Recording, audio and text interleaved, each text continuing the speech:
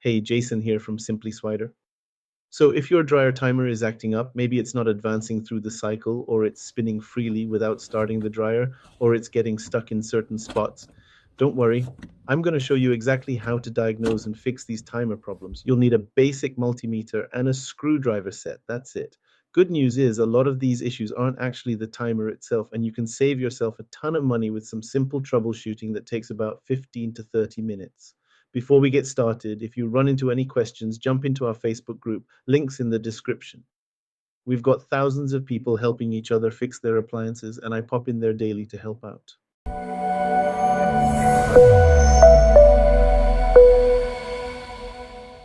Now, here's the thing about dryer timers. They're way more complex than most people realize. It's not just a simple dial that counts down time. These things are like the brain of your dryer, controlling the motor, the heating element, and the whole cycle progression.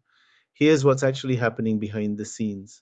The timer uses internal electrical contacts and plastic cams that work together to sequence everything.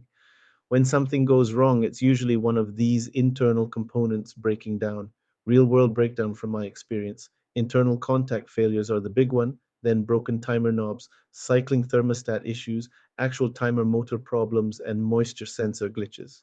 Here's my simple approach. We'll check these components in order from most likely to least likely. First, the knob you turn, then the internal contacts and switches, then the motor that drives everything, and finally, the sensors that talk to the timer. This saves you time and money by testing the cheap stuff first. So the most common issue I see, probably 40% of all timer problems, is internal contact failure or cam fatigue. Here's what's actually happening. Inside that timer assembly, you've got electrical contacts that open and close as the timer Note rotates. the Over orientation time, of the high wire electrical connectors current causes attached these to the contacts to timer, get then carbonized, pitted, disconnect or them. sometimes they even weld together. I had this customer last month whose dryer would run but wouldn't heat. She was convinced the heating element was short, but when I tested the timer contacts, they were completely burnt out. No continuity at all. Here's how you identify this. Your dryer might run, but not heat, or it could heat but run continuously without shutting off. To test it, first unplug the dryer and wait 5 minutes for any stored electricity to discharge. Then use your multimeter to check continuity between the heavy gauge terminals on the timer, usually marked A to C or something similar on the schematic. Always test with the power disconnected for your safety. If you're getting high resistance or open line, those contacts are toast. Sometimes you can even shake the removed timer and hear broken plastic bits rattling around inside. The fix here is replacement, about 60 to 150 bucks for the timer assembly. Don't try to sand the contacts or mess around inside there. Trust me on that one. Next up is broken timer knobs. This is about 25% of the timer problems I see, and it's way more common than people think. This one's actually a relief when you find it because it's cheap and easy. What happens is the plastic knob cracks at the mounting sleeve or that D-shaped shaft rounds off. You turn the knob, but nothing's actually rotating inside the timer mechanism. I remember this lady who called me panicking because her dryer wouldn't start at all. Turns out the plastic knob had cracked internally. The timer was perfectly fine. Here's the test. First, unplug your dryer for safety. Pull the knob straight off. It should pop right off. Flip it over and look for hairline cracks around the plastic hub. Then grab the metal timer shaft with needle nose pliers and gently turn it clockwise. Plug the dryer Press back into in and place. test. If it starts and runs normally with the pliers, you just need a new knob.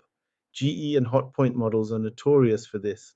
The plastic gets brittle over time. The fix is simple. Replace the knob for 10 to 30 bucks. Just make sure you don't use those pliers too aggressively on the shaft, or you'll round it off and create a much bigger problem. Here's where it gets interesting. Cycling thermostat failure accounts for about 20% of timer issues, and this one tricks a lot of people. The timer motor in auto dry modes needs a signal from the cycling thermostat to advance. The thermostat switches power between the heater and the timer motor during the cooling cycle. When it fails, the timer never gets the signal to move forward. I had this guy who swore his timer was broken because it would advance fine in timed dry, but completely stall in auto dry. Turned out the cycling thermostat was stuck in the heat position. Here's your diagnostic clue. If the timer advances normally when you select timed dry for 30 or 60 Housing minutes but gets and stuck securing and the never mounting advances screw. on auto dry settings, your timer is probably fine.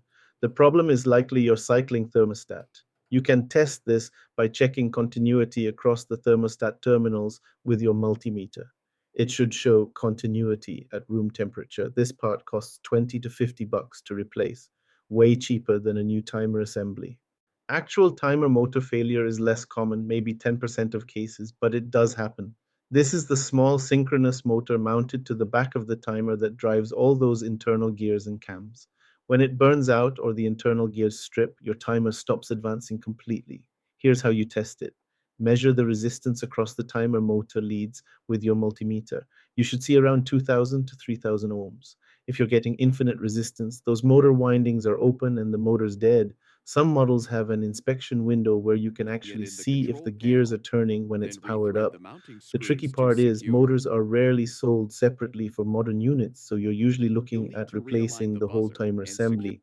If your dryer is older and you can find just the motor, it'll run you 50 to 100 bucks. The least common timer related issue, maybe 5%, involves moisture sensors on newer units. These metal sensor bars detect wet clothes, and if they get coated with residue from dryer sheets, they can't complete that low voltage circuit properly. The control board thinks clothes are either bone dry or soaking wet, so the timer either jumps to the end immediately or hangs on sensing forever. I remember Get this this customer whose other dryer screw kept out, shutting off after 5 and minutes. then we can pull this Turns out assembly the out of the sensor dryer. bars were coated with waxy Here's the buildup from moisture sensor fabric holder. softener There are two sheets. moisture The sensors. fix is They're both the usually just cleaning those sensor bars with alcohol or fine steel wool, basically free. If cleaning doesn't work, you might need to replace the sensor wiring or the control board, but try the cleaning first. The timer assembly is your biggest expense if it actually needs replacing. You're looking at 60 to 150 bucks for the part. This is the central electromechanical brain that sequences everything in your dryer. When the internal contacts get carbonized or those plastic cams break, there's really no reliable way to repair it. Replacement is your only option. Here's the thing though, make absolutely sure it's actually the timer before you spend this kind of money. I've seen too many people replace a perfectly good timer when the real problem was a $20 thermostat or a $10 knob. Test those contacts for continuity, and if you hear rattling when you shake it, you know it's done for. Timer knobs are the cheapest fix you'll run into, 10 to 30 bucks tops. The plastic hub cracks or the D-shaped insert separates, so the knob spins freely without engaging the timer shaft. This is especially common on GE and Hotpoint models where the plastic gets brittle. The good news is it's always a DIY job. Anybody can handle this repair. Just make sure you get the right knob for your model and be gentle when you're testing with pliers. I've seen people round off the timer shaft trying to force a broken knob, which turns a $15 fix into a $150 problem. The cycling thermostat runs 20 to 50 bucks and controls both temperature and timer advancement in auto dry cycles. When the bimetal contacts stick open or closed, your timer won't get the signal to advance. This is usually accessible through the back panel, so it's a reasonable DIY job if you're comfortable with basic wiring. The tricky part is diagnosing it correctly. You need to test continuity at room temperature and verify it opens when heated, but once you know it's bad, replacement is straightforward. If you can find a timer motor separately, you're looking at 50 to 100 bucks. Problem is, most modern units don't sell the motor separately. It comes as part of the whole timer assembly. The motor drives the escapement and cams inside the timer, and when the windings burn out or the plastic gears strip, the timer stops advancing completely. You can test it by measuring resistance. Should be 2000 to 3000 ohms. If it's open, you're usually stuck buying the whole assembly. All right, if you're dealing with faulty parts, let's talk about what you're looking at cost-wise and whether it makes sense to repair or replace your dryer. Here's the reality. Some of these fixes are dirt cheap, others can run you a couple hundred bucks. The key is knowing which parts actually need replacing versus which ones you can clean or repair. I always tell my customers, don't assume you need the most expensive part until you've tested the cheap ones first. Now, before we wrap up, you can see right there on your screen some of the most common models that run into these timer issues. GE and Hotpoint models are notorious for brittle timer knobs that crack internally. Whirlpool and Kenmore units, especially those 29-inch chassis models with top filters, tend to have problems with charred internal contacts from high current flow. Maytag legacy models often have cycling thermostat issues that affect timer advancement. The good news is, once you understand these patterns, the troubleshooting becomes way more predictable. That's how you tackle dryer timer problems. Here's your action checklist. Step 1, inspect the timer knob for cracks, free to $30 fix. Step 2, test if timer works in time dry but not auto dry, then check your cycling thermostat, $20.50 fix.